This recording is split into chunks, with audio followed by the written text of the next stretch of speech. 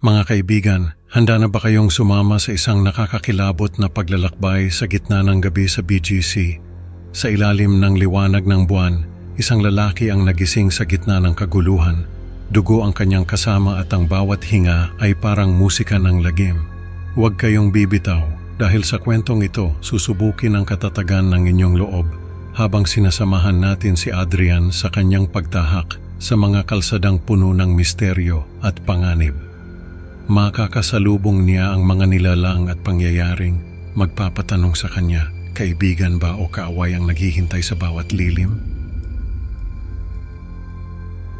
Sa malamlam na liwanag ng buwan na tumatagos sa basag na bintana, nagmulat ng mata si Adrian sa sahig ng isang marangyang opisina sa Bonifacio Global City.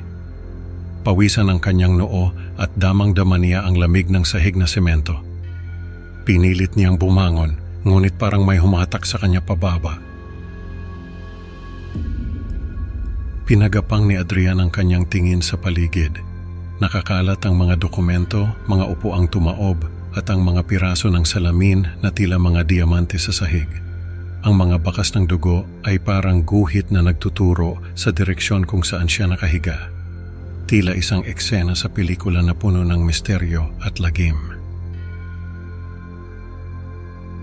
Dama ni Adrian ang kirot sa bawat galaw. Ang sakit sa kanyang lalamunan ay tila may nakabarang tinik at sa tuwing siya'y uubo, dugo ang kanyang isinusuka na tila pinturang pula na lumalatay sa sahig. Ano nga ba ang nangyari? Bakit siya narito?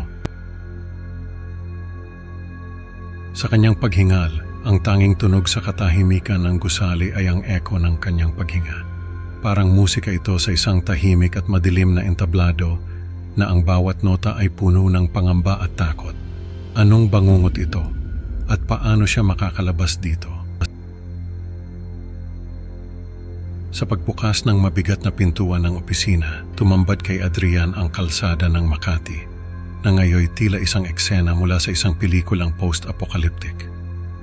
Ang mga gusali ay parang kinain na ng kalawang at ang kalsada ay tadtad ng mga basurang nagkalat.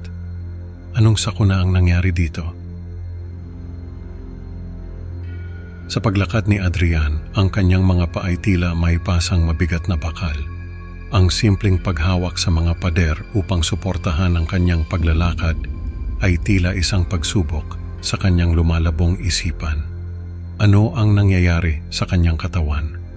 Bakit parang hindi niya kilala ang sarili niyang lakas?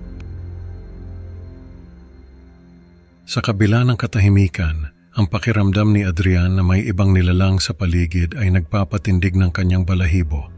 Ngunit kahit anong lingon niya ay walang kaluluwa ang kanyang masilayan. Tanging ang ihip ng hangin at ang kaluskos ng mga basura ang kanyang kasama. Anong mga lihim ang nagtatago sa dilim ng gabi? Habang nag-iisa si Adrian sa gitna ng wasak na syudad, hindi niya maiwasang isipin kung ano ang susunod na mangyayari. Anong panganib ang nag-aabang sa kanya sa kawalan? Habang naglalakad si Adrian sa kalsada, biglang may lumabas na lalaking marungis mula sa isang eskinita. Hawak niya ang isang tubo at walang babalang sumugod kay Adrian. Sa hindi maipaliwanag na lakas, naiwasan ni Adrian ang unang hampas at sa isang iglap, nakita na lamang niya ang sarili na nakadagan sa lalaki. Ang tubo ay hawak niya at paulit-ulit na ibinabaon sa katawan ng umaataking lalaki. Dugo'y tumatalsik sa kanyang mukha. Nanginginig at puno ng pagkamuhi sa sarili, tinitigan ni Adrian ang walang buhay na katawan sa kanyang harapan. Ano ba ang nangyayari sa akin?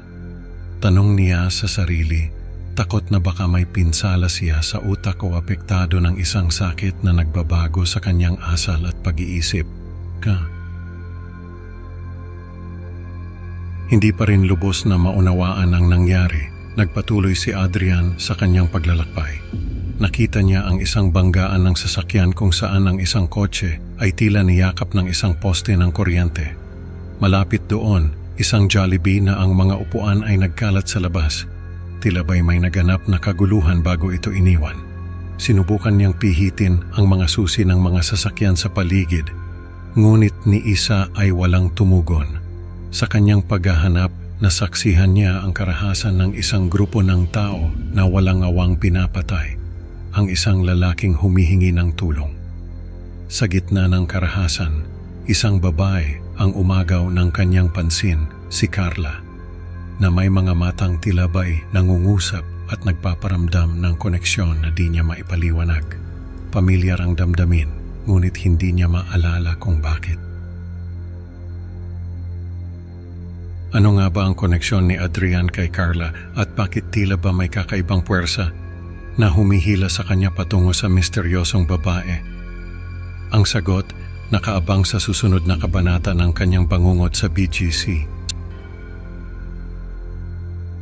Sa pagtahimik ng gabi, dahan-dahang sinundan ni Adrian ang grupo ni Carla papunta sa isang lumang simbahan sa Quiapo. Ang mga rebulto sa loob ay tila mga multong nagbabantay.